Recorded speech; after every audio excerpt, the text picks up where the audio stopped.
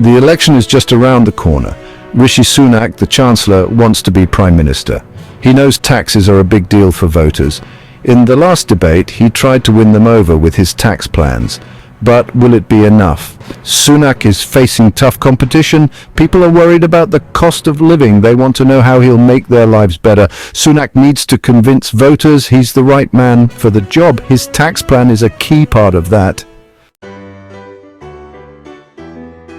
Sunak's message was clear: lower taxes. He promised to cut income tax. He said this would put more money in people's pockets. He also pledged to reduce business taxes. He believes this will boost the economy. Sunak kept his message straightforward. He knows people are tired of complicated promises. He wants them to understand exactly what he's offering.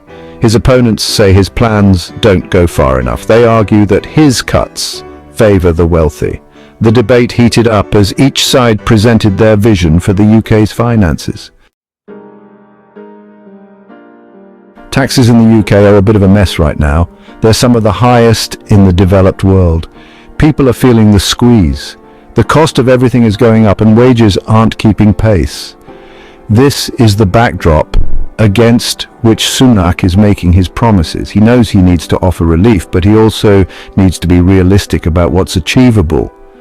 The UK has a lot of debt. Cutting taxes means less money coming in. Sunak will need to find a way to balance the books. Section 4. Winners and losers. Who benefits from Sunak's plan? Sunak's tax cuts sound good on paper, promising relief and economic growth, but who will actually benefit the most from these changes? Critics argue that the wealthy will see the biggest gains, widening the gap between rich and poor. They say Sunak's plan doesn't do enough to help those who are struggling to get by. Sunak insists his plan will benefit everyone, claiming it will create jobs and boost the economy. He argues that a stronger economy will lift all boats, providing opportunities for all citizens. But many remain skeptical. They want to see more targeted help for those who need it most, not just broad economic policies. The debate over who benefits from Sunak's plan is likely to continue right up until Election Day, with strong opinions on both sides. Voters will have to decide if they believe Sunak's promises and if his plan truly serves the greater good. Section 5. Taxing times. Sunak versus the opposition. The battle lines are drawn and the stakes are high.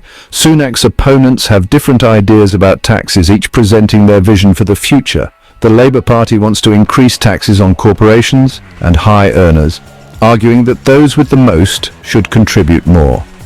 They say this is fairer and will generate more revenue for public services such as healthcare, education and infrastructure. The Liberal Democrats are focusing on environmental taxes, aiming to address climate change through fiscal measures. They want to discourage polluting activities and invest in renewable energy, promoting a sustainable future. Sunak argues that his opponents' plans will stifle economic growth and burden businesses. He claims that higher taxes will discourage investment and lead to job losses, ultimately harming the economy. The debate over taxes is ultimately a debate about the role of government and how much it should intervene in the economy. Sunak believes in a smaller, less interventionist state where individuals and businesses have more freedom. His opponents favor a more active role for government in addressing social and economic problems, believing that intervention is necessary for fairness and progress. Section 6. The future of UK finances. What happens next? The upcoming election is a pivotal moment for the nation's financial direction. The outcome of the election will have a profound impact on the UK's finances, influencing everything from public spending to taxation policies. If Sunak wins, we can expect to see his tax cuts implemented, which he argues will stimulate economic growth and increase investment. This will likely lead to a reduction in the size and scope of government, potentially affecting public services and social programs.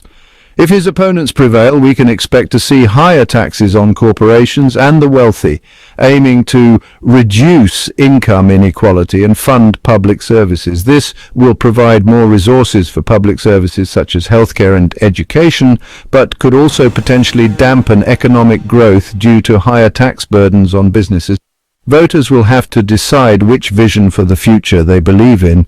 weighing the benefits of tax cuts against the need for robust public services. Their decision will shape the UK's economic landscape for years to come, influencing everything from job creation to social welfare. Don't forget to like this video and subscribe to the channel for more political analysis. Stay informed and make your voice